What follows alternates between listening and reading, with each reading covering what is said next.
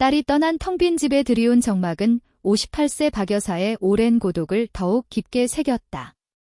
이제는 그 누구도 깨울 수 없을 것 같던 그녀의 잠든 일상 속으로 사위 민준의 그림자가 조심스럽게 스며들기 시작했다.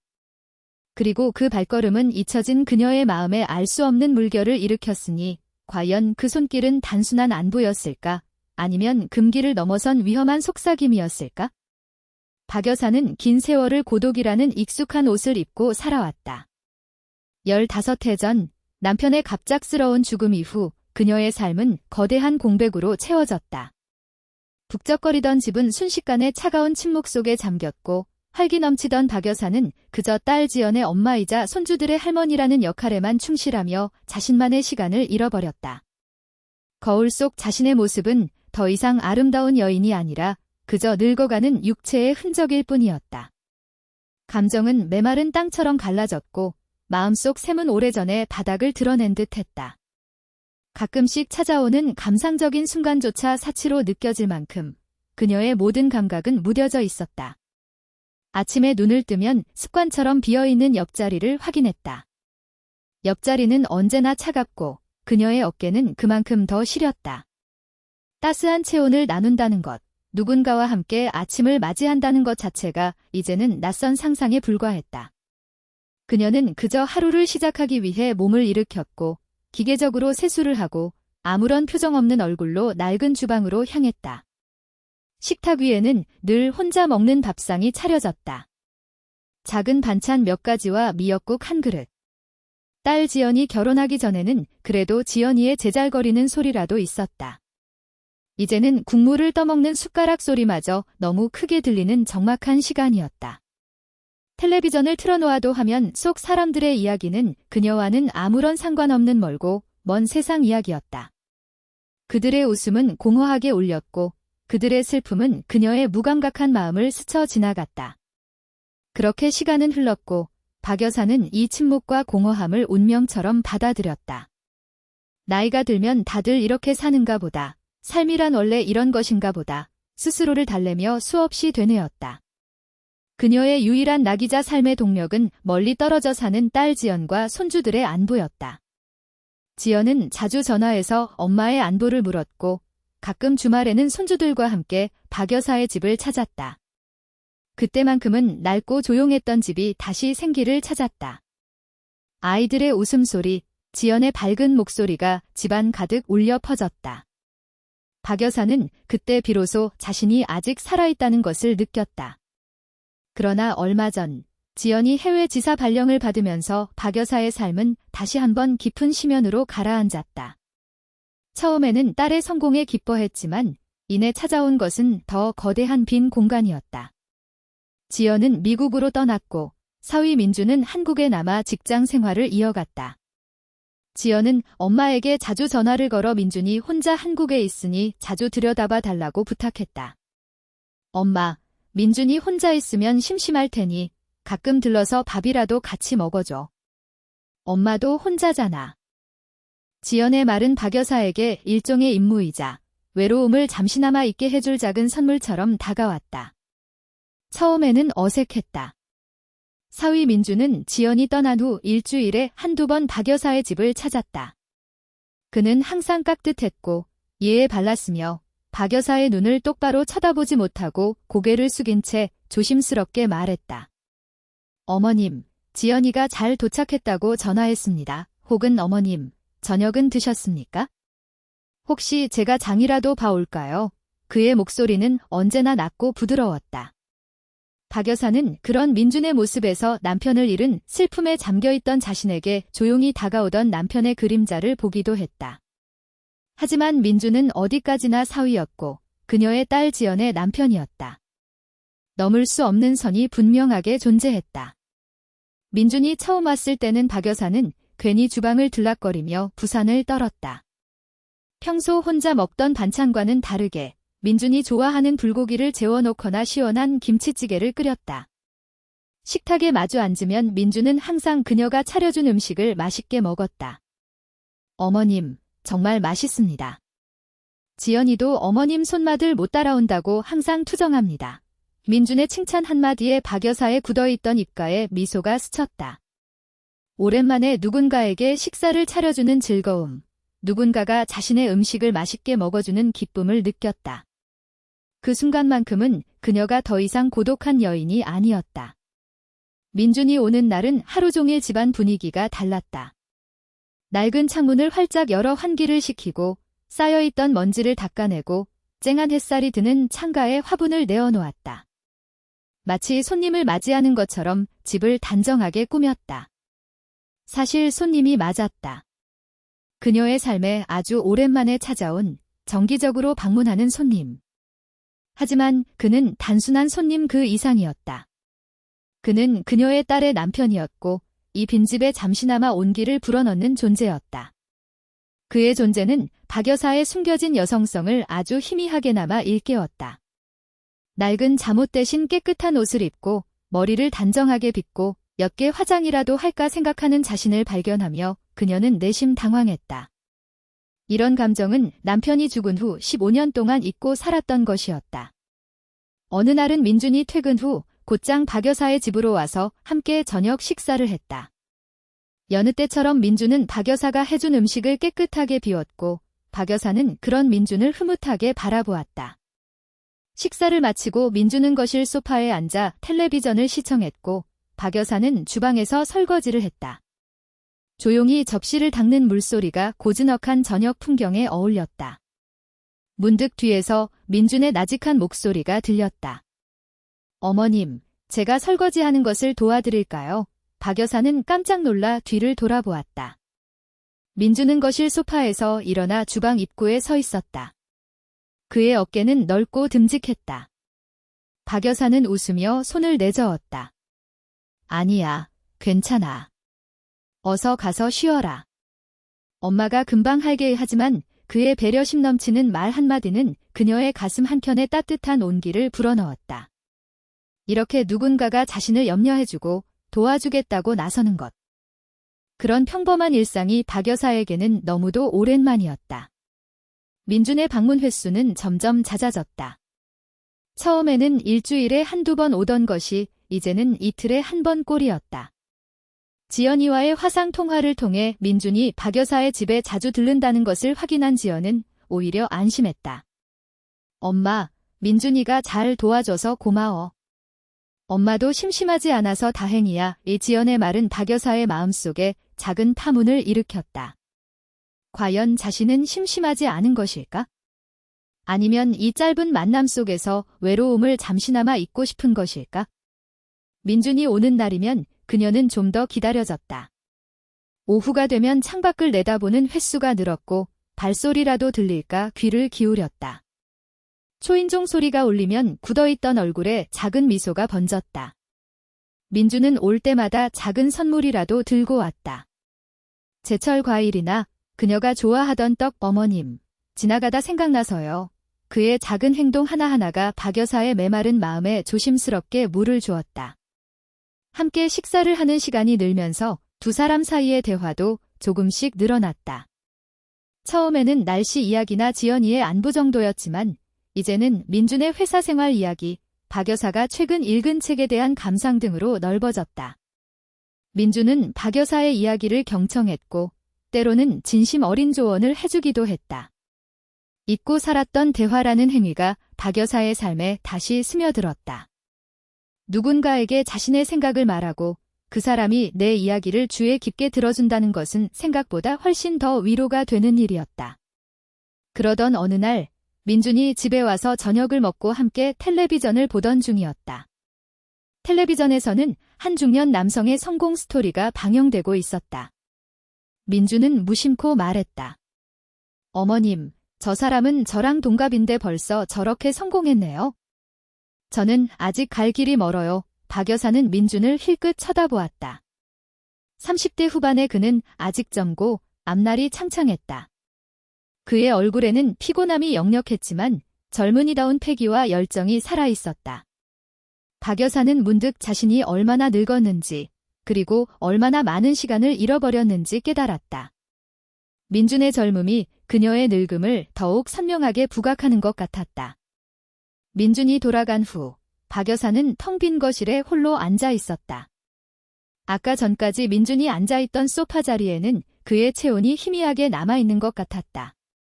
텔레비전에서는 여전히 시끄러운 소리가 흘러나왔지만 그녀의 귀에는 아무것도 들리지 않았다. 그녀는 천천히 소파에 등을 기대고 눈을 감았다. 따뜻한 온기가 사라진 자리는 더욱 차갑게 느껴졌다. 민준의 존재가 그녀의 삶에 잠시나마 온기를 불어넣었지만 그 온기가 사라지고 나면 외로움은 이전보다 훨씬 더 깊고 날카롭게 파고들었다. 마치 어둠에 익숙해진 눈에 갑자기 빛을 비추었다가 다시 어둠으로 돌려보낸 것처럼 그녀의 감각은 이제 외로움에 더욱 민감해진 듯했다. 밤이 깊어질수록 집안은 다시 거대한 침묵 속에 잠겼다. 박 여사는 침대에 누웠지만 잠이 오지 않았다. 창밖에서는 희미한 달빛이 비쳐들었고 어둠 속에서 그녀의 한숨 소리만이 유일한 소음이었다. 15년간 이어진 고독한 삶, 그 삶은 민준의 조심스러운 발걸음으로 인해 잠시 흔들렸고 일상이라는 견고한 벽에 작은 균열을 만들었다.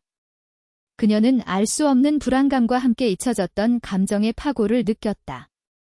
그리고 문득 내일 민준이 또 방문할 것이라는 사실에 아주 미세한 기대를 품는 자신을 발견했다.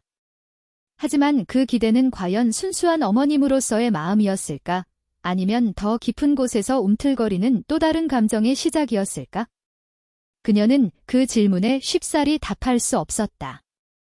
다만 그녀의 마른 심장은 아주 느리게, 그러나 분명하게 다시 뛰기 시작했다. 어둠이 일찍 찾아온 저녁이었다. 늦가을 하늘은 잔뜩 찌푸려 있었고 오후부터 후둑거리던 빗방울은 해가 질 무렵 굵어지기 시작했다. 빗줄기는 창문을 거세게 때렸고 멀리서 천둥 소리까지 희미하게 들려왔다.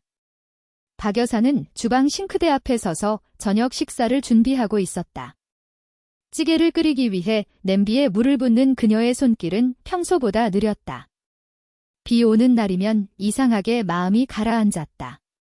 딸 지연이 미국으로 떠난 후 매일같이 혼자 식사를 하는 것이 일상이 되었지만 이런 날은 그 공허함이 더욱 뼛속 깊이 파고드는 듯했다.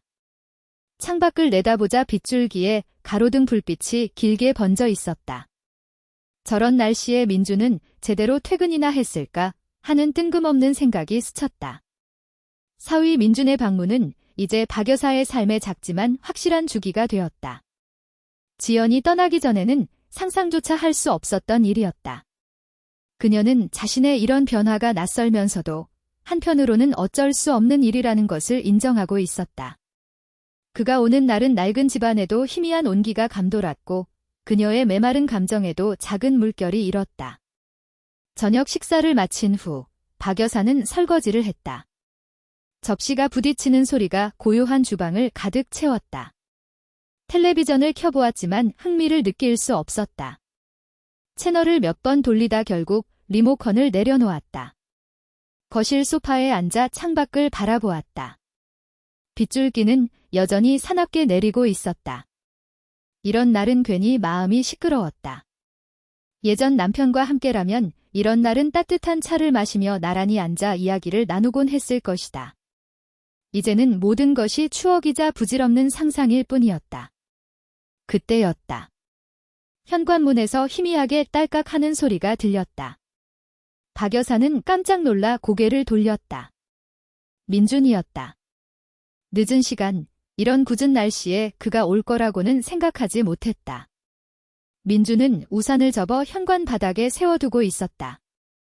그의 어깨는 빗물에 살짝 젖어 있었고 얼굴에는 지친 기색이 역력했다. 박 여사는 자리에서 벌떡 일어났다. 민준아. 아니, 이런 날씨에 무슨 일이야? 회사에 무슨 일이라도 있었니? 박 여사의 목소리에는 걱정이 묻어 있었다. 민준은 고개를 숙인 채 신발을 벗었다. 그의 몸에서는 비에 젖은 옷 특유의 축축한 냄새가 났다. 어머님, 죄송합니다. 늦은 시간에 찾아와서. 그냥 비도 오고 혼자 있기가 좀 그래서요. 그의 목소리는 평소보다 훨씬 가라앉아 있었고 어딘가 힘겨워 보였다. 박 여사는 민준의 얼굴을 유심히 살폈다. 그의 눈가는 살짝 붉어져 있었다. 설마 박 여사는 가슴이 철렁 내려앉았다. 옷 젖었으니 얼른 갈아입으렴. 따뜻한 차라도 끓여줄까? 박 여사는 애써 태어난 척 말했다. 민주는 고개를 끄덕였다. 네, 어머님. 고맙습니다. 그는 대답하는 내내 시선을 바닥에 고정하고 있었다. 박 여사는 그의 뒷모습을 보며 마음 한구석이 아릿했다. 그 역시 혼자라는 사실을, 그녀만큼이나 깊은 외로움을 느끼고 있을지도 모른다는 생각이 들었다. 민주는 방으로 들어갔고 박 여사는 주방으로 향했다. 따뜻한 생강차를 끓이기 위해 주전자에 물을 올렸다. 물이 끓는 동안 그녀는 민준의 상태를 곱씹었다.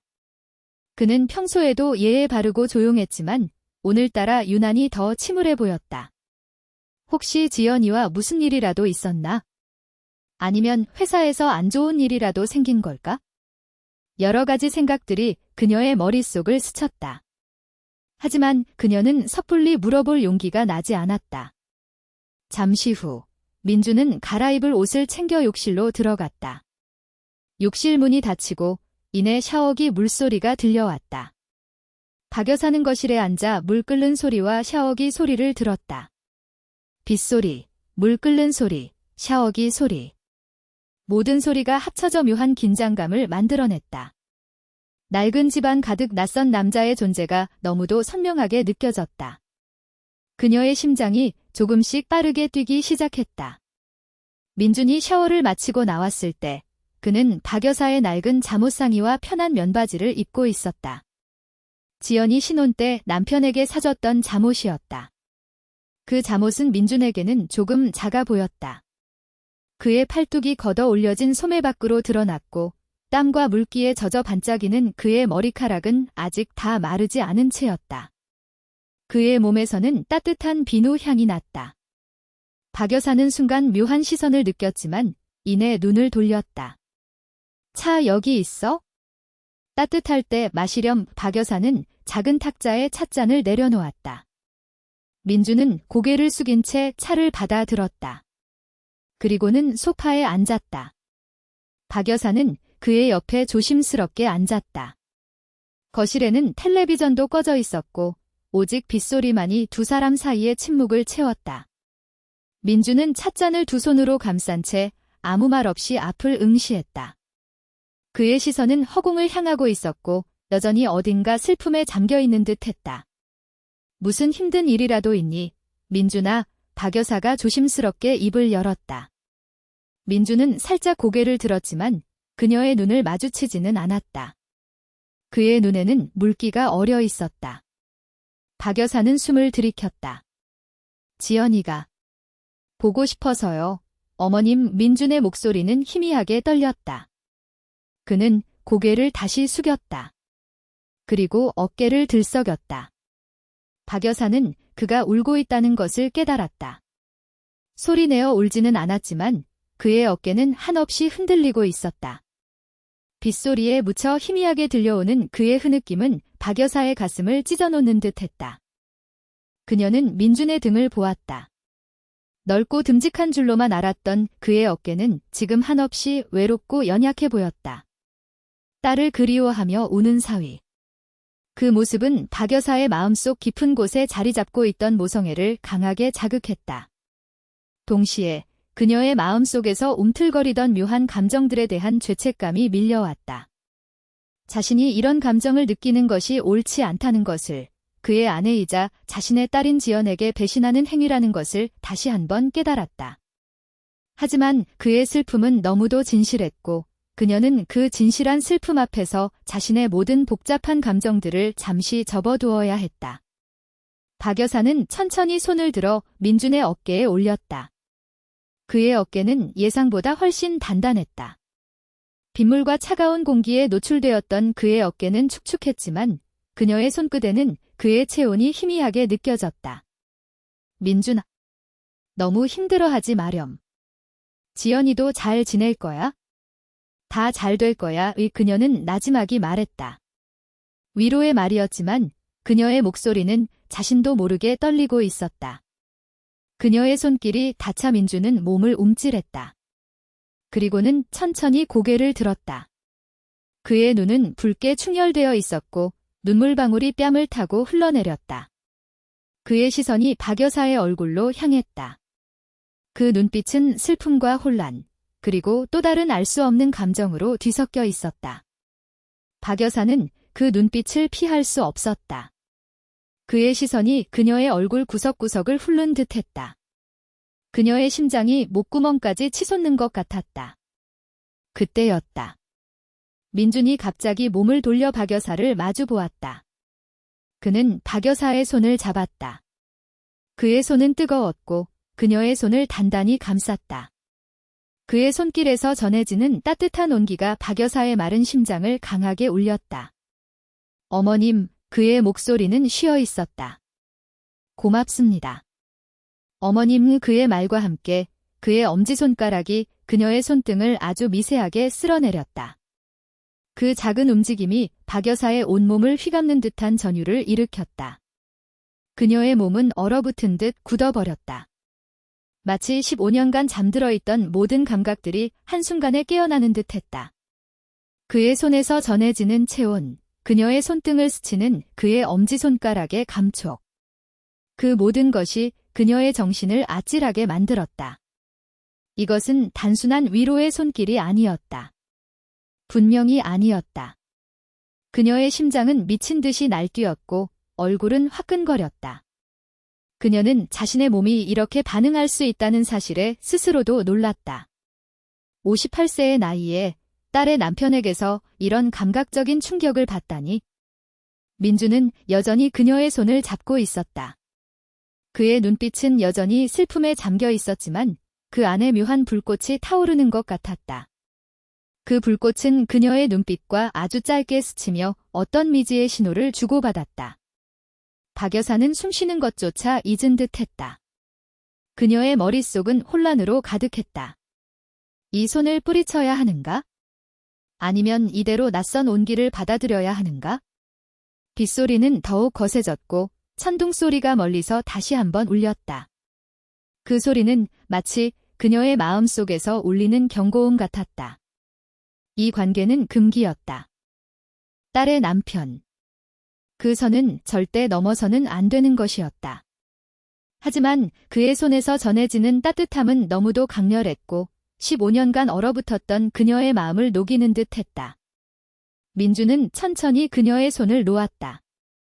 그의 손길이 사라지자 그녀의 손은 다시 차가워졌지만 그 여운은 오랫동안 박 여사의 손등에 남아있었다. 민주는 다시 고개를 숙였다. 죄송합니다. 어머님. 제가 너무 실례했습니다. 그의 목소리는 다시 평소처럼 조용하고 예의 바른 말투로 돌아와 있었다. 마치 방금 전에 그 모든 일은 환상이었던 것처럼. 박 여사는 아무 말도 할 수 없었다. 그녀는 그저 고개를 끄덕였다. 그녀의 얼굴은 여전히 화끈거렸고 심장은 진정될 기미를 보이지 않았다. 민주는 다시 차를 들었고 그녀는 그저 그의 옆에 멍하니 앉아 있었다. 거실에는 다시 빗소리만이 가득했다. 하지만 두 사람 사이의 공기는 이전과는 완전히 달라져 있었다. 팽팽한 긴장감과 함께 어떤 미묘하고 위험한 감정이 공간을 가득 채우고 있었다. 그날 밤 민주는 늦게까지 박 여사의 집에 머물렀다. 그는 더 이상 울지 않았고 박 여사도 아무 말 하지 않았다. 두 사람은 그저 함께 거실에 앉아 비 오는 창밖을 바라보았다. 그 침묵 속에서 박 여사는 자신의 내면에서 일어난 거대한 변화를 감지했다. 잠들어 있던 무언가가 깨어났다. 오래전 죽었던 줄로만 알았던 그녀 안의 여자가 민준의 손길로 인해 아주 격렬하게 다시 살아난 것이다. 그녀는 이 감각적인 충격과 마주해야 한다는 사실에 혼란스러웠지만 동시에 거부할 수 없는 이끌림을 느끼고 있었다. 빗줄기는 밤늦도록 멈추지 않았고 그 소리는 박 여사의 마음속에서 요동치는 파도 소리와 같았다.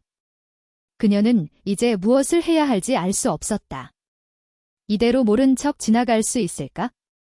아니, 이제는 그럴 수 없을 것 같았다.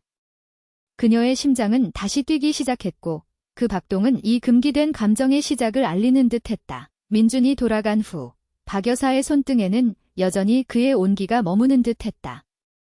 잡혔던 자리뿐 아니라 닿았던 어깨까지도 뜨겁게 달아오르는 착각에 그녀는 한동안 멍하니 소파에 앉아 있었다. 빗소리는 여전히 거셌지만 그녀의 귓가에는 아무것도 들리지 않았다.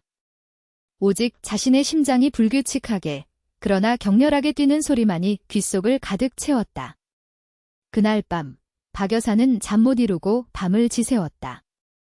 뒤척이는 이불 속에서 그녀는 끊임없이 질문했다. 내가 지금 무슨 생각을 하는 걸까? 이래선 안 되는 일인데? 지연이의 남편. 내 사위. 그녀는 민준의 붉어진 눈가와 떨리던 어깨, 그리고 뜨거웠던 손길을 떠올리며 이불을 더욱 끌어당겼다. 죄책감이 거대한 파도처럼 밀려왔지만 동시에 15년 만에 느낀 강렬한 감각적 충격은 그녀의 마른 심장에 생기를 불어넣었다. 마치 오랜 가뭄 끝에 단비가 내린 것처럼. 다음 날 아침, 박 여사는 거울 속 자신을 바라보았다. 붉게 충혈된 눈과 부어오른 얼굴. 어제 일 때문인지 아니면 오랜만에 잠 못 이룬 밤 때문인지 알 수 없었다. 그녀는 천천히 세수를 하고 낡은 로션을 바르며 자신의 주름진 얼굴을 만져보았다. 58세 늙고 초라한 모습. 그녀는 자신이 감히 그런 감정을 품어서는 안 되는 존재라고 스스로를 질책했다. 하지만 동시에 어제의 그 짧은 순간이 그녀 안에 무언가를 강렬하게 일깨웠다는 것을 부인할 수 없었다. 며칠 후, 민주는 다시 박 여사의 집을 찾았다. 이번에는 비가 오지 않는 화창한 날이었다. 그는 평소처럼 단정한 옷차림에 예의 바른 미소를 띠고 있었다. 박 여사는 애써 아무렇지 않은 척 그를 맞이했다. 어서 와라, 민준아. 오늘은 일찍 왔네. 그녀의 목소리는 평소보다 조금 더 건조하게 들리는 것 같았다. 민준은 살짝 고개를 숙이며 말했다. 네, 어머님. 팀 회식이 일찍 끝나서요. 어머님께 안부도 드릴 겸 들렀습니다. 그의 얼굴에는 지난번의 슬픔이나 혼란스러움은 찾아볼 수 없었다. 평소에 예의 바르고 착실한 사위의 모습 그대로였다. 두 사람은 함께 저녁 식사를 했다. 박 여사는 민준이 좋아하는 음식을 몇 가지 더 준비했다. 식탁에 마주 앉았지만 이전과는 다른 어색한 침묵이 흘렀다. 박 여사는 의식적으로 민준과의 시선을 피했다. 민준 역시 그녀의 눈을 똑바로 쳐다보지 못했다. 접시가 부딪히는 소리, 숟가락이 닿는 소리만이 공간을 메웠다. 박 여사는 식사 내내 자신의 심장이 비정상적으로 빠르게 뛰고 있다는 것을 느꼈다. 밥알이 목구멍으로 제대로 넘어가지 않는 것 같았다. 식사를 마친 후 민주는 설거지를 하겠다고 나섰다. 박 여사는 극구 말렸지만 민주는 고집을 꺾지 않았다. 어머님, 저번에 약속 드렸지 않습니까? 제가 하겠습니다. 그의 목소리에는 단호함이 섞여 있었다. 박 여사는 어쩔 수 없이 그에게 설거지를 맡기고 거실 소파에 앉았다. 주방에서 들려오는 물소리, 그릇 부딪히는 소리. 그녀는 그 소리에 온 신경을 곤두세웠다. 민주는 능숙하게 설거지를 했다. 헹궈낸 접시들이 착착 쌓이는 소리가 경쾌하게 들렸다. 박 여사는 그의 뒷모습을 보았다. 탄탄한 어깨, 넓은 등 물에 젖어 살짝 비치는 셔츠 아래로 그의 잔근 육이 보였다. 그녀의 시선은 한동안 민준의 등에서 떨어질 줄 몰랐다. 15년 동안 잊고 살았던 남성의 강인함. 그녀는 자신도 모르게 마른 침을 삼켰다. 그때 민준이 뒤를 돌아보았다. 어머님, 다 됐습니다. 그의 시선이 박 여사의 얼굴과 마주쳤다. 그녀는 깜짝 놀라 시선을 돌렸다. 얼굴이 다시 화끈거렸다. 민주는 무슨 생각을 하고 있을까? 혹시 내가 그를 다른 눈으로 보고 있다는 것을 눈치챘을까? 그날 이후 민준의 방문은 더욱 잦아졌다.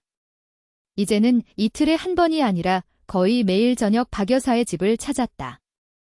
그는 딸 지연이 미국에서 잘 지내는지 혹은 회사가 너무 바쁜지 등 온갖 이유를 들먹이며 그녀의 집에 머물렀다. 박 여사는 그 핑계들이 사실은 민준 자신의 외로움을 달래기 위한 것이라는 것을 직감했다. 그리고 동시에 그녀 역시 그 핑계들이 절실하게 필요했다. 밤마다 두 사람은 식사를 함께하고 거실 소파에 나란히 앉아 텔레비전을 시청하거나 조용히 책을 읽었다. 대화는 많지 않았다. 때로는 몇 시간 동안 한마디 말도 없이 각자의 생각에 잠겨 있기도 했다. 하지만 그 침묵은 이전의 고독한 침묵과는 달랐다. 묘한 온기와 긴장감이 감도는 살아있는 침묵이었다. 박 여사는 민준이 옆에 있다는 사실만으로도 위안을 얻었다. 텅 비어있던 공간이 그의 존재로 인해 채워지는 듯 했다. 어느 날 저녁, 민준이 텔레비전을 보다가 깜빡 잠이 들었다. 그의 고개가 한쪽으로 꺾이며 숨소리가 규칙적으로 들려왔다. 박 여사는 그의 옆에 앉아 민준의 잠든 모습을 바라보았다. 피곤함에 지쳐 잠든 그의 얼굴은 영락없는 젊은이의 모습이었다. 콧날은 오뚝하고 입술은 굳게 다물려 있었다. 그녀는 조심스럽게 손을 들어 민준의 머리카락에 닿을 듯 말 듯 가까이 가져갔다. 그의 머리카락 한 올 한 올이 살아있는 듯 느껴졌다. 그녀는 15년 만에 죽은 남편이 아닌 다른 남자의 옆에서 이렇게 가까이 앉아 있었다. 그녀의 심장은 다시 요동쳤다. 이래선 안 되는데? 절대로. 박 여사는 잠든 민준을 위해 조심스럽게 담요를 가져와 덮어주었다. 담요가 그의 몸에 닿는 순간 그녀의 손끝이 민준의 팔뚝에 스쳤다. 그의 피부는 따뜻하고 부드러웠다. 그녀는 순간 얼어붙었지만 민준은 잠든 채 미동도 하지 않았다. 박 여사는 재빨리 손을 거두었다. 하지만 그 짧은 접촉은 그녀의 마음에 강렬한 흔적을 남겼다. 그의 피부에서 느껴지던 온기, 그리고 그녀의 손끝에 남은 그의 감촉. 민준은 아침이 밝기 전에 항상 박 여사의 집을 나섰다. 새벽녘, 그녀는 민준이 조용히 현관문을 여닫는 소리에 눈을 떴다. 캄캄한 어둠 속에서 그의 뒷모습이 희미하게 보였다. 민준은 언제나 떠나기 전 작은 메모를 남겼다. 어머님, 저 먼저 갑니다. 좋은 하루 보내세요. 그 메모는 박 여사의 마음에 작은 온기와 함께 씁쓸한 여운을 남겼다. 밤이 지나면 다시 원래의 자리로 돌아가야 한다는 현실. 두 사람의 관계는 밤의 어둠 속에서만 허락되는 비밀스러운 영역이 되어갔다. 민준이 박 여사의 집에 머무르는 시간은 점점 길어졌고 때로는 밤늦도록 거실에 함께 앉아 있었다. 대화의 주제도 조금씩 깊어졌다. 민준은 회사에서 겪는 어려움이나 미래에 대한 고민을 털어놓았고 박 여사는 조용히 그의 이야기를 들어주었다. 그녀는 그의 말을 경청하며 그에게 진심 어린 조언을 해주었다. 잊고 살았던 누군가를 위로하고 조언해주는 경험은 그녀에게 새로운 활력이 되었다. 민준은 그녀의 말을 귀에 깊게 들었고 그녀의 조언에 진심으로 감사했다. 어머님 말씀 들으니 마음이 한결 편안해집니다. 그의 말 한마디에 박 여사의 마음은 따뜻한 온기로 가득 찼다. 그가 딸의 남편이라는 사실을 잠시 잊은 채 그녀는 그저 한 젊은이를 위로하는 한 사람으로서 온전히 그 순간에 몰입했다. 어느 비 오는 날 밤이었다. 민준이 퇴근 후 곧장 박 여사의 집으로 왔다.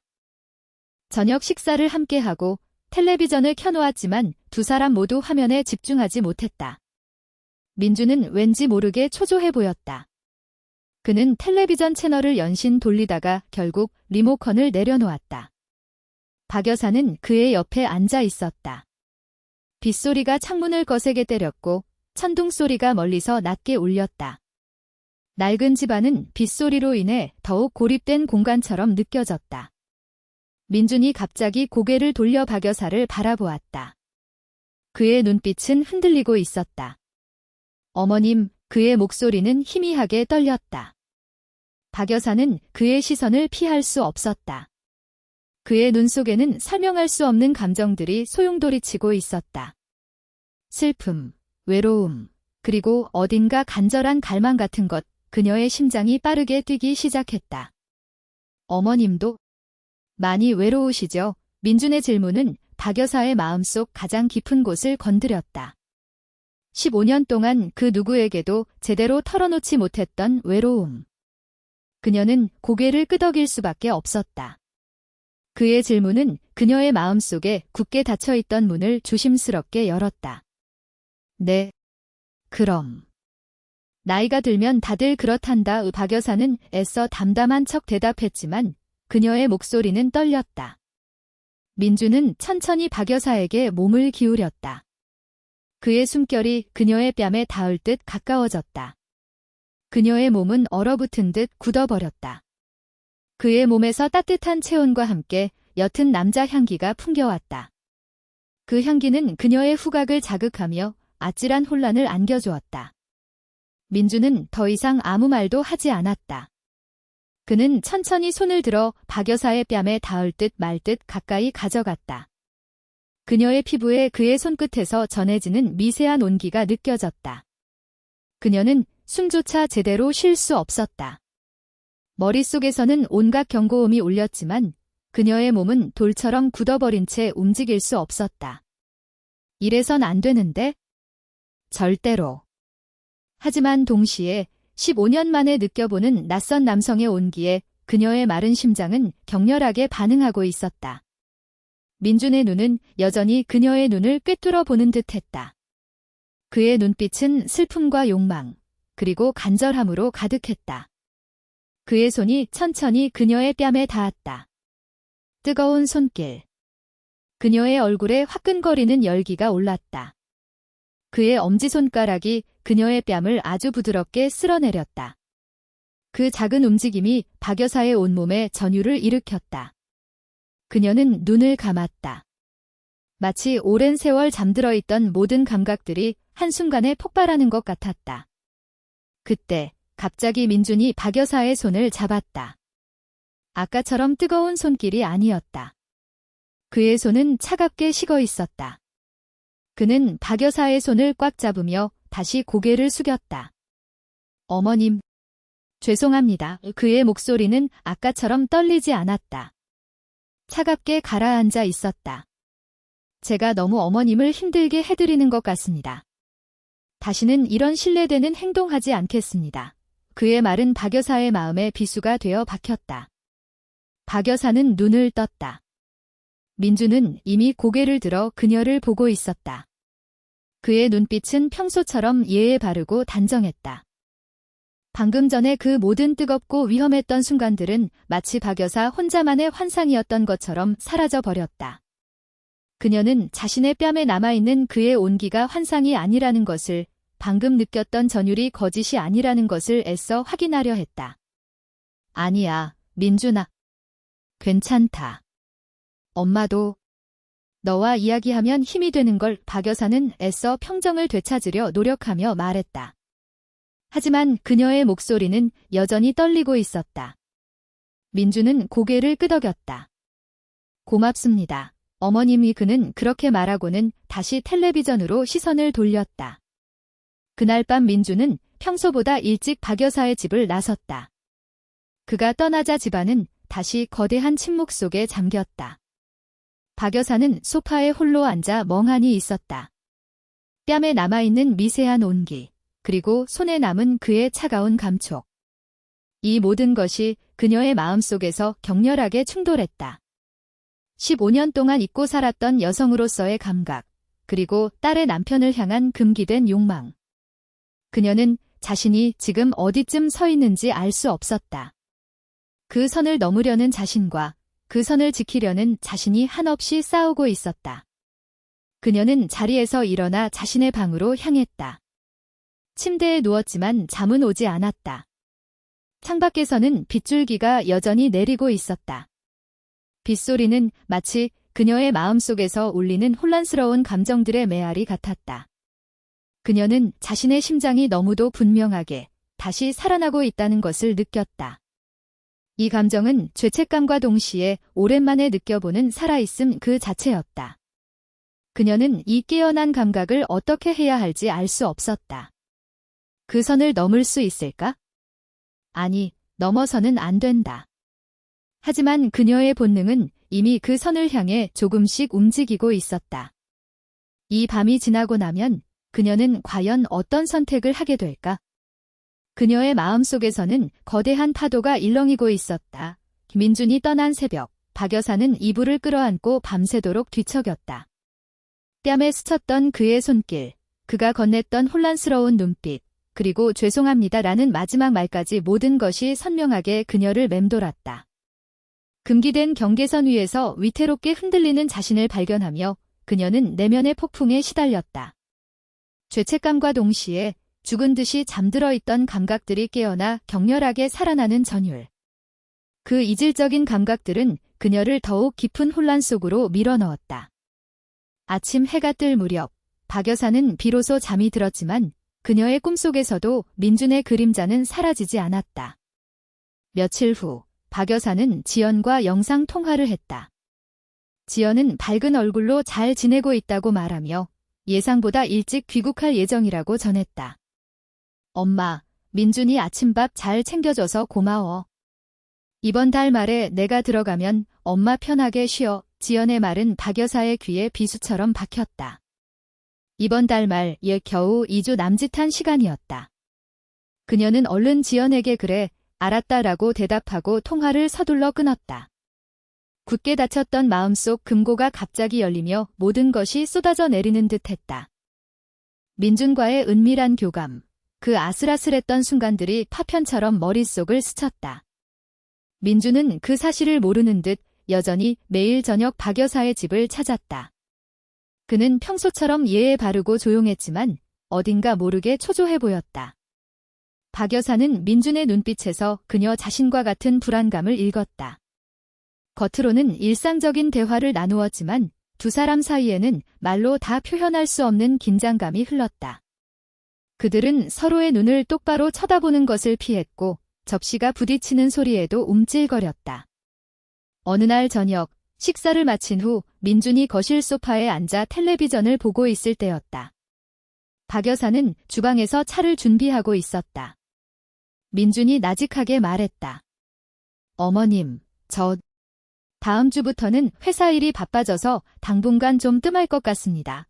박 여사의 손에서 찻잔이 미끄러질 뻔했다. 그녀는 겨우 찻잔을 붙잡고 민준에게 고개를 돌렸다. 그의 얼굴은 여전히 텔레비전을 향하고 있었지만 그의 목소리에는 미세한 떨림이 섞여 있었다. 그래. 그래야지. 회사 일이 중요하지. 박 여사는 애써 태어난 척 대답했지만 그녀의 마음은 쿵 내려앉았다. 민준은 지연의 귀국 소식을 들었을까? 아니면 정말로 회사 일이 바쁜 것일까? 그녀는 묻고 싶었지만 차마 입이 떨어지지 않았다. 그 질문은 너무 많은 것을 드러낼 것만 같았다. 그날 밤 민준은 평소보다 훨씬 일찍 집을 나섰다. 현관문을 나서는 그의 뒷모습은 평소보다 유난히 쓸쓸해 보였다. 박 여사는 문이 닫히는 소리를 듣고 한동안 현관 앞에 서 있었다. 그의 발소리가 멀어지는 동안 그녀의 마음속에는 텅 빈 공간이 다시금 거대하게 확장되는 듯했다. 지연의 귀국일이 다가올수록 민준의 방문은 점점 뜸해졌다. 처음에는 이틀에 한 번, 그 다음에는 사흘에 한 번, 그리고 며칠 동안은 아예 찾아오지 않았다. 박 여사는 매일 저녁 민준이 찾아오던 시간을 기다리며 창밖을 내다보았다. 초인종 소리가 울릴까, 현관문이 열릴까 귀를 기울였지만 아무런 소리도 들리지 않았다. 그녀는 다시 혼자가 되었다. 하지만 이제는 그 고독이 이전보다 훨씬 더 아프게 다가왔다. 짧은 시간 동안 그녀의 마음속에 피어났던 작은 온기가 사라지자 그 자리는 더욱 깊은 상처로 남았다. 혼자 식사를 하던 어느 날 저녁이었다. 박 여사는 민준이 좋아하던 반찬들을 만들어 식탁 위에 올렸다. 그녀는 음식을 입으로 가져가면서도 아무 맛도 느낄 수 없었다. 텔레비전에서는 시끄러운 드라마가 방영되고 있었지만 그녀의 귀에는 아무것도 들리지 않았다. 그녀는 한숨을 쉬며 숟가락을 내려놓았다. 그때 휴대전화가 울렸다. 발신자는 다름 아닌 그녀의 큰딸 지현이었다. 지현은 지연보다 5살 위인 장녀로 늘 엄마에게 깐깐하게 굴고 살림에 대해 참견이 많았다. 박 여사는 전화가 달갑지 않았지만 애써 목소리를 가다듬고 전화를 받았다. 엄마, 밥은 먹었어? 내가 엄마네 근처 병원에 들를 일이 있어서 왔는데 잠깐 엄마 집 들러도 될까? 엄마 보고 싶어서. 지현의 목소리는 평소와 달리 살갑게 들렸다. 박 여사는 순간 당황했다. 지현은 평소에도 예고 없이 불쑥 찾아오는 습관이 있었다. 그래, 지현아. 지금 오니? 응, 병원 일 다 끝나서 지금 차 돌려서 가고 있어. 10분이면 도착할 거야. 지현은 이미 출발한 듯 했다. 박 여사는 다급하게 전화를 끊었다. 엉망진창인 식탁, 그리고 민준을 위해 준비했던 반찬들. 지현은 민준이 엄마 집에 자주 드나드는 것을 못마땅하게 생각했다. 엄마, 사위라도 너무 자주 드나들면 주변에서 말 나와. 지연이도 나중에 곤란해지고. 지현은 항상 그런 식으로 박 여사를 나무랐다. 박 여사는 식탁을 재빨리 치우고 반찬들을 냉장고에 넣었다. 텔레비전도 끄고 거실에 널려있던 잡동사니들을 치웠다. 그녀는 마치 어떤 증거라도 인멸하려는 듯이 부산하게 움직였다. 민준의 흔적을 지우기 위해 애썼지만 그녀의 마음속에 선명하게 남아있는 그의 존재까지 지울 수는 없었다. 현관문에서 초인종 소리가 울렸다. 박 여사는 심장이 발끝까지 떨어지는 것 같았다. 그녀는 애써 미소를 지으며 현관문을 열었다. 엄마, 지현은 밝은 얼굴로 박 여사를 안았다. 박 여사는 지현의 어깨를 토닥이며 집 안으로 들어섰다. 아이고, 우리 딸 왔니? 웬일로 이렇게 깜짝 방문을 다 했어? 엄마 보고 싶어서 왔지? 무슨 일이야? 엄마 얼굴이 왜 이렇게 헬쑥해? 잠 못 잤어. 지현의 날카로운 시선이 박 여사의 얼굴을 꿰뚫는 듯 했다. 박 여사는 애써 미소를 지으며 고개를 저었다. 아니야. 나 잘 잤어. 그냥 좀 피곤하네. 지현은 박 여사의 얼굴을 유심히 살피더니 거실로 들어섰다. 그녀의 눈은 집 안 구석구석을 훑었다. 박 여사는 불안감에 침을 꿀꺽 삼켰다. 엄마, 집이 썰렁하다. 보일러 좀 틀지 그랬어. 어머, 이 화분은 언제 들여놨어? 예쁘네. 지현은 소파에 앉으며 거실 한쪽 구석에 놓인 화분을 가리켰다. 그 화분은 민준이 선물했던 것이었다. 박 여사는 애써 아무렇지 않은 척 대답했다. 아, 그거. 얼마 전에 시장에서 예뻐 보여서 하나 사왔지. 지현은 고개를 끄덕였지만 그녀의 눈빛은 여전히 어딘가 의심스러운 듯했다. 지현은 저녁 식사를 했는지 물었다. 박 여사는 혼자 간단하게 먹었다고 대답했다. 지현은 냉장고를 열었다. 그녀의 눈이 냉장고 속 반찬들을 훑었다. 박 여사는 순간 숨을 멈췄다. 민준이 좋아하던 불고기와 김치찌개가 냉장고 속에 남아있었기 때문이었다. 엄마, 이 불고기는 뭐야? 평소에 엄마 혼자 먹는 반찬 아니잖아. 김치찌개도 그렇고. 지현의 목소리에 날카로운 의심이 묻어 있었다. 박 여사는 당황했지만 애써 침착하게 대답했다. 아, 그거. 어제 지연이가 좋아하는 불고기 생각나서 좀 해놨지? 혹시나 해서. 그리고 김치찌개는?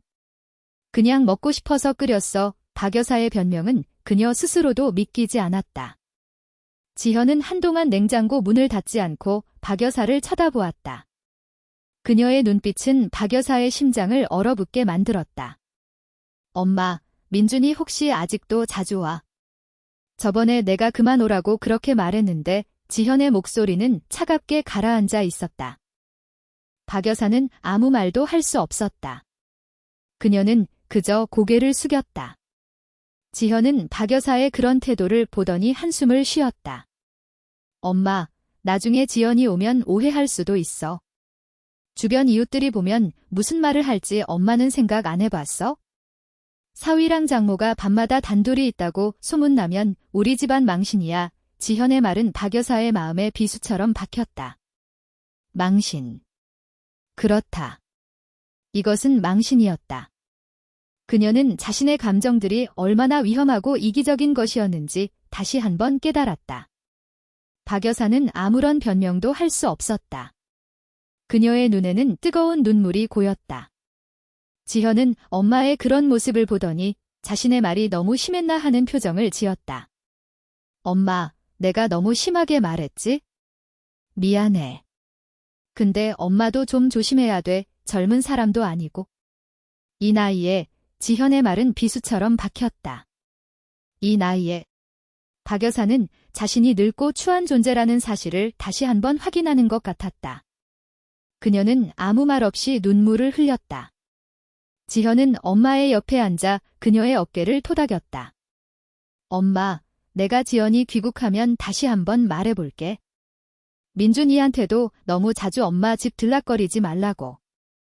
엄마 외로운 건 알지만 그래도 이건 아니잖아. 지현의 위로 아닌 위로는 박 여사의 마음에 더 큰 상처를 남겼다.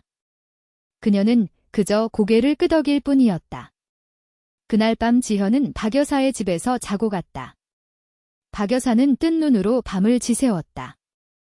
옆방에서 들려오는 지현의 희미한 숨소리가 그녀의 귀에는 세상의 모든 비난처럼 들렸다. 낡은 잠옷을 입고 침대에 누워 천장을 바라보았다. 15년간의 고독한 삶 그리고 민준과의 짧은 그러나 강렬했던 순간들. 그녀는 자신이 얼마나 파국적인 길을 걷고 있었는지 깨달았다. 지현의 말처럼 이것은 지연에게 그리고 그녀의 가족에게 돌이킬 수 없는 상처를 줄 수 있는 일이었다. 다음 날 아침, 지현은 일찍 떠났다. 지현이 떠난 후 박 여사는 다시 혼자가 되었다. 하지만 이제는 그 고독이 이전과는 완전히 다른 무게로 다가왔다. 지현의 말들이 그녀의 마음속에 깊이 박혀 그녀를 짓눌렀다. 그녀는 더 이상 민준의 방문을 기다릴 수 없었다. 기다리는 것 자체가 죄가 되는 듯 했다. 며칠이 지났다. 민준은 약속대로 박 여사의 집에 찾아오지 않았다. 박 여사는 그 사실에 안도하면서도 동시에 참을 수 없는 허전함을 느꼈다. 텅 빈 집, 텅 빈 식탁. 그녀는 다시 예전의 삶으로 돌아온 것 같았다. 아니, 예전보다 훨씬 더 깊은 고독 속으로 가라앉는 듯 했다. 잃어버렸던 감각들이 깨어났지만 이제 그 감각들은 그녀를 고통스럽게 할 뿐이었다. 그러던 어느 날 저녁, 박 여사는 거실 소파에 앉아 있었다. 텔레비전도 켜지 않았다. 어둠이 내려앉은 거실에는 그녀의 한숨소리만이 울려 퍼졌다. 그때 현관문에서 똑똑하는 노크 소리가 들렸다. 박 여사는 깜짝 놀라 자리에서 벌떡 일어났다. 민준이었다. 박 여사는 문을 열까 말까 망설였다. 그녀의 심장은 미친 듯이 날뛰었다. 열어서는 안 돼, 얘 절대로. 하지만 동시에 그녀의 본능은 그에게 이끌리고 있었다. 노크 소리가 다시 한번 들렸다. 똑똑. 박 여사는 천천히 현관문으로 다가갔다. 그녀의 손이 차가운 문고리에 닿았다. 그녀는 심호흡을 하고 문을 열었다. 어머님, 민주는 현관 앞에 서 있었다. 그의 얼굴은 피곤함이 역력했고 눈가는 살짝 붉어져 있었다. 그는 평소처럼 단정한 옷차림이었지만 그의 어깨는 축 처져 있었다. 민준아. 웬일이야. 박 여사의 목소리는 떨렸다. 민준은 고개를 숙이며 말했다. 어머님, 지연이가 내일 모레 도착합니다. 박 여사의 귀에 지연의 이름이 들리자마자 그녀의 마음은 얼어붙었다. 민준은 고개를 들지 않았다. 그래서 마지막으로 어머님 얼굴 뵙고 싶어서 왔습니다. 그의 목소리는 희미하게 떨리고 있었다. 박 여사는 그의 얼굴을 보았다. 그의 눈에는 슬픔과 함께 어떤 간절한 갈망이 담겨 있었다. 그녀는 아무 말도 할 수 없었다. 민주는 한 발짝 박 여사의 집 안으로 들어섰다. 그녀는 그를 막을 수 없었다. 그는 천천히 현관문을 닫았다. 철컥하는 소리가 어둠 속에서 크게 울렸다. 그 소리는 마치 그녀의 마음속에서 굳게 닫히는 문소리 같았다. 민주는 박 여사를 마주 보았다. 그의 눈빛은 여전히 슬픔에 잠겨 있었지만 그 안에 묘한 결심 같은 것이 서려 있었다. 어머님, 어머님을 민준의 목소리는 희미하게 떨렸다. 그는 박 여사에게 한 발짝 더 다가섰다. 그녀는 뒷걸음질 쳤지만 이내 벽에 등이 닿았다. 민준은 그녀에게 더욱 가까이 다가섰다. 그의 숨결이 그녀의 얼굴에 닿을 듯 가까워졌다. 그녀의 몸은 얼어붙은 듯 굳어버렸다. 그때였다. 갑자기 현관문에서 삐비빅 하는 전자 도어록 소리가 울렸다. 박 여사와 민준은 동시에 현관문 쪽으로 고개를 돌렸다. 현관문이 천천히 열리고 지연의 그림자가 문틈으로 들어섰다. 엄마. 나왔어. 웬일이야, 집이 이렇게 어두워. 민준 씨는 지연의 목소리는 밝게 울려 퍼졌다. 하지만 그녀의 시선은 현관 한가운데에 서 있는 민준과 그를 등지고 벽에 바싹 붙어있는 박 여사에게 고정되었다. 지연의 얼굴에서 미소가 서서히 사라졌다. 그녀의 눈빛은 의심과 혼란, 그리고 충격으로 뒤섞여 있었다. 박 여사는 숨조차 제대로 쉴 수 없었다. 그녀의 심장은 산산조각 나는 것 같았다.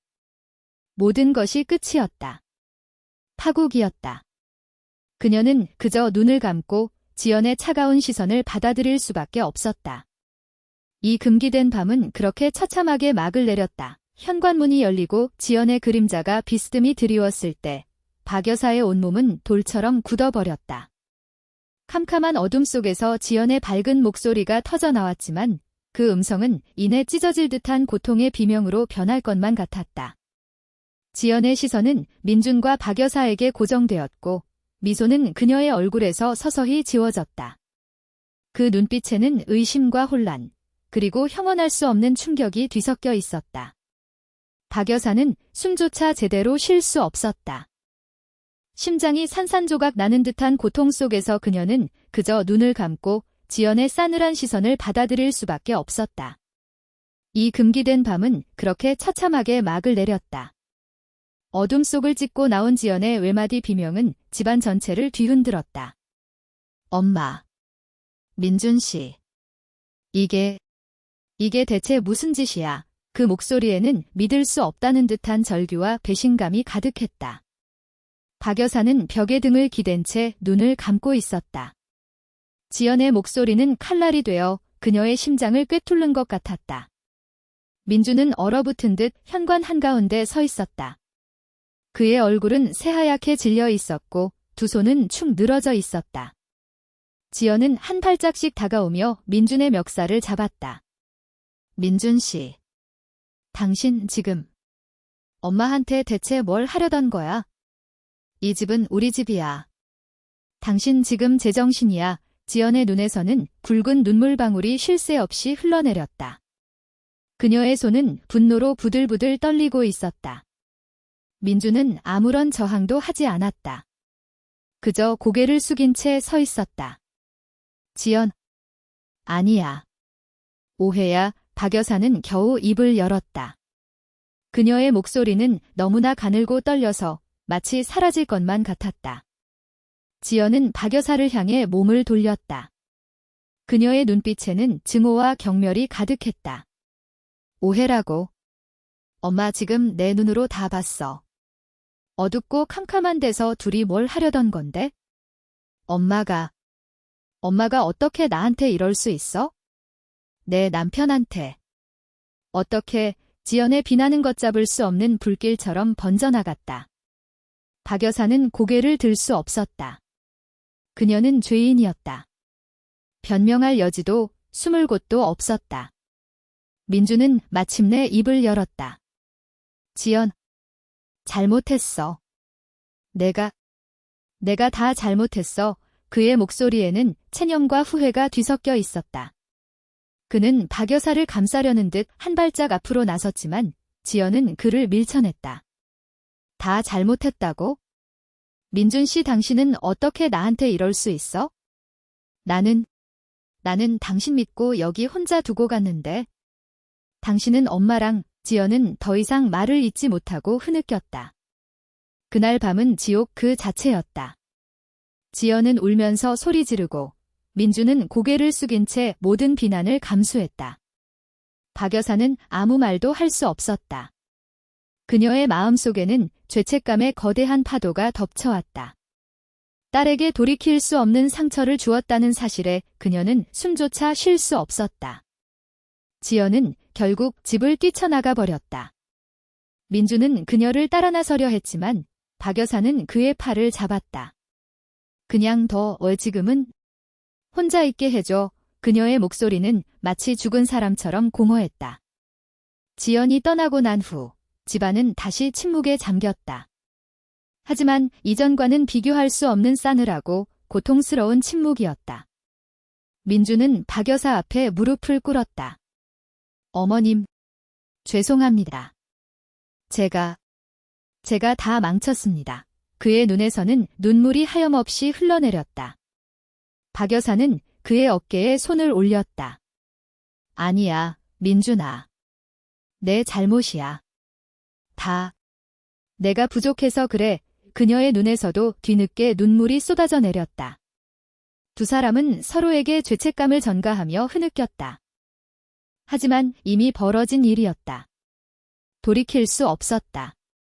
다음 날 아침, 지연에게서 전화가 걸려왔다. 지연은 언니 지현과 함께였다. 지연의 목소리는 싸늘하게 가라앉아 있었다. 엄마, 언니랑 이야기했어요. 엄마랑 민준 씨, 두 분 다 잠깐 떨어져 있어야 할 것 같아요. 엄마는 당분간 언니 집으로 가서 지내세요. 그리고 민준 씨는 당분간 집에 들어오지 마세요. 지연의 말은 박 여사의 귀에 사형 선고처럼 들렸다. 그녀는 아무런 저항도 하지 못했다. 모든 것이 끝이었다. 박 여사는 지현의 집으로 거처를 옮겼다. 낯선 공간에서 그녀는 한없이 외로웠다. 지현은 엄마를 극진히 보살폈지만 그녀의 눈빛에는 여전히 불신과 경계가 담겨 있었다. 엄마, 지연이가 많이 힘들어해. 엄마도 이제 정신 차려야지. 그 나이에 남들 보기에 얼마나 웃기겠어. 지현의 비난은 박 여사의 마음을 더욱 찢어놓았다. 그녀는 죄인이었다. 자식들에게도 세상에게도. 지현의 집에서 박 여사는 민준과의 연락을 완전히 끊었다. 휴대전화는 늘 무음으로 해두었고 혹시나 민준에게서 전화가 올까봐 전전긍긍했다. 하지만 민준에게서는 아무런 연락도 오지 않았다. 그녀는 그 사실에 안도하면서도 동시에 비참한 허전함을 느꼈다. 짧은 시간 동안 그녀의 삶에 들어와 잠들었던 감각들을 깨웠던 그 남자. 이제 그는 그녀의 삶에서 완전히 사라진 것일까? 그녀는 밤마다 잠 못 이루고 뒤척였다. 낯선 천장을 바라보며 지난 시간을 곱씹었다. 15년간의 고독. 그리고 민준과의 짧은, 그러나 강렬했던 교감. 그것은 그녀에게 죄책감과 동시에 잊고 살았던 자신을 되찾아준 순간들이었다. 그녀는 민준의 손길에서, 그의 눈빛에서, 그리고 그의 외로움에서 자신의 존재 가치를 다시 한번 확인했다. 늙고 초라하다고 생각했던 자신이 아직도 누군가에게 위로가 되고 위로를 받을 수 있는 존재라는 것을. 하지만 그 모든 것은 금기된 것이었다. 세상이 용납할 수 없는 것이었다. 며칠 후 박 여사에게서 민준에게 전화를 걸었다. 그녀는 오랜 망설임 끝에 용기를 냈다. 민준은 한참 만에 전화를 받았다. 그의 목소리는 평소보다 훨씬 더 가라앉아 있었고 어딘가 힘이 없었다. 어머님, 죄송합니다. 그의 첫마디였다. 박 여사는 조용히 그의 말을 끊었다. 민준아, 나야. 우리 잠깐 만날 수 있을까? 그녀의 목소리는 떨렸지만 그 안에는 단호한 의지가 담겨 있었다. 민준은 한참을 망설이다 겨우 대답했다. 네. 어머님. 박 여사와 민준은 며칠 후 한적한 공원에서 만났다. 늦가을 공원은 낙엽이 흩날리고 있었다. 두 사람은 벤치에 나란히 앉았다. 민준은 고개를 숙인 채 아무 말도 하지 못했다. 박 여사는 그의 옆모습을 바라보았다. 그는 지난번보다 훨씬 더 야위어 보였다. 민준아, 박 여사는 나지막이 말했다. 지연이에게 많이 미안하다. 너에게도 그녀의 목소리는 슬픔에 잠겨 있었다. 민주는 고개를 들지 않았다. 어머님, 제가 다 잘못했습니다. 제가 어머님을 힘들게 해드렸습니다. 민준의 목소리에는 깊은 자책감이 묻어 있었다. 박 여사는 천천히 손을 들어 민준의 어깨에 올렸다. 아니야, 민준아. 내 잘못만은 아니야? 내가 외로웠어. 너무 오랫동안 혼자였어. 너의 따뜻한 마음이 나에게는 너무나 위로가 되었단다. 그녀의 눈에서는 눈물이 주르륵 흘러내렸다. 민주는 그제야 고개를 들었다. 그의 눈에도 눈물이 그렁그렁 맺혀 있었다. 어머님, 저도 외로웠습니다. 지연이 떠나고 나서 어머님이 계셔서 정말 힘이 되었습니다. 민준의 목소리는 떨렸다. 두 사람은 서로의 눈을 바라보았다. 그 눈빛 속에는 슬픔, 후회, 죄책감, 그리고 지울 수 없는 어떤 그리움이 뒤섞여 있었다. 박 여사는 알 수 없는 복잡한 감정에 사로잡혔다. 이 남자는 그녀에게 금기된 존재였지만 동시에 그녀의 삶에 다시 온기를 불어넣어준 사람이었다. 민준아, 우리 여기까지 하자. 박 여사는 겨우 입을 열었다. 그녀의 목소리는 끊어질 듯 가늘었다. 민주는 박 여사의 말에 몸을 움찔했다. 그의 눈빛에 절망감이 스쳐 지나갔다. 어머님, 그의 목소리는 애원하는 듯했다. 박 여사는 고개를 저었다. 지연이에게 그리고 가족에게 더 큰 상처를 줄 수는 없어. 이대로 묻자. 우리 둘만의 비밀로. 그녀의 눈에서는 눈물이 멈추지 않고 흘러내렸다. 민주는 그녀의 손을 잡았다. 마지막 온기를 담으려는 듯 그의 손은 뜨거웠다. 어머님, 죄송합니다. 그리고 고맙습니다. 민준의 목소리에는 진심이 담겨 있었다. 박 여사는 그의 손을 잡은 채 고개를 끄덕였다. 그들은 그저 손을 잡은 채 한동안 말없이 앉아 있었다. 늦가을 바람이 불어와 낙엽을 휘날렸고 두 사람의 슬픔을 실어나르는 듯했다. 이별의 아픔 속에서도 박 여사의 마음속에는 잊었던 자신을 다시 찾았다는 묘한 만족감이 함께 자리 잡고 있었다. 그날 이후 박 여사는 지현의 집을 나와 다시 자신의 낡은 집으로 돌아왔다. 집안은 예전처럼 다시 고요하고 적막했다. 민주는 더 이상 그녀의 집을 찾아오지 않았다. 지연은 미국에서 돌아왔고 민주는 지연과 함께 자신의 아파트로 돌아갔다. 박 여사는 지연과 지현에게 민준을 용서해달라고 애원했다. 그녀는 민준에게 모든 책임을 전가하지 않았다. 자신의 외로움과 욕망이 만들어낸 일이었다고 고백하며 그녀는 딸들에게 용서를 구했다. 오랜 시간과 많은 눈물 끝에 지연은 겨우 엄마와 민준을 용서했다. 하지만 그 상처는 결코 아물지 않을 것이었다. 박 여사는 다시 혼자가 되었다. 텅 빈 집, 텅 빈 식탁. 모든 것이 예전과 같았다. 하지만 그녀는 더 이상 이전의 박 여사가 아니었다. 15년간 얼어붙었던 그녀의 마음은 민준과의 짧은 교감으로 인해 완전히 녹아내렸다. 비록 그 관계는 금기된 것이었고 큰 상처를 남겼지만 그녀는 그 안에서 죽었던 자신을 다시 찾아냈다. 그녀는 더 이상 낡은 잠옷만 입고 다니지 않았다. 외출할 때면 신경 써서 옷을 입고 옅은 화장도 했다. 동네 경로당에 나가 사람들과 이야기도 나누고 취미 생활을 시작했다. 예전에는 의미 없이 틀어놓던 텔레비전 대신 책을 읽거나 좋아하는 음악을 들었다. 혼자 먹는 식사도 이전처럼 공허하지 않았다. 누군가를 위해 상을 차리지는 않았지만 자신을 위해 정성껏 음식을 준비했다. 늦은 밤, 박 여사는 거실 소파에 앉아 창밖을 바라보았다. 가로등 불빛이 희미하게 거리를 비추고 있었다. 그녀는 한숨을 쉬었다. 민준과의 기억은 여전히 그녀의 마음속에 아릿하게 남아있었다. 죄책감과 동시에 그를 통해 다시 살아났던 자신의 모습에 대한 그리움. 그녀는 천천히 가슴에 손을 올렸다. 15년간 죽어있던 줄 알았던 심장이 아직도 뜨겁게 뛰고 있었다. 고맙다, 민준아. 너 덕분에 내가 잊고 살았던 나를 찾았다.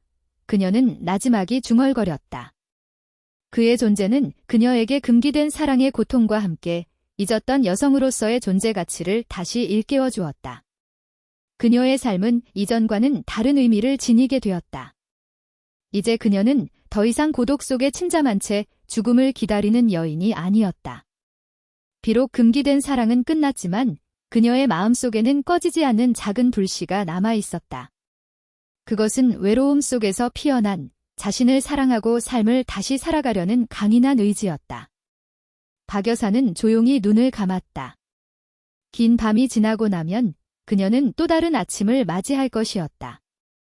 이전과는 완전히 다른 새로운 아침을.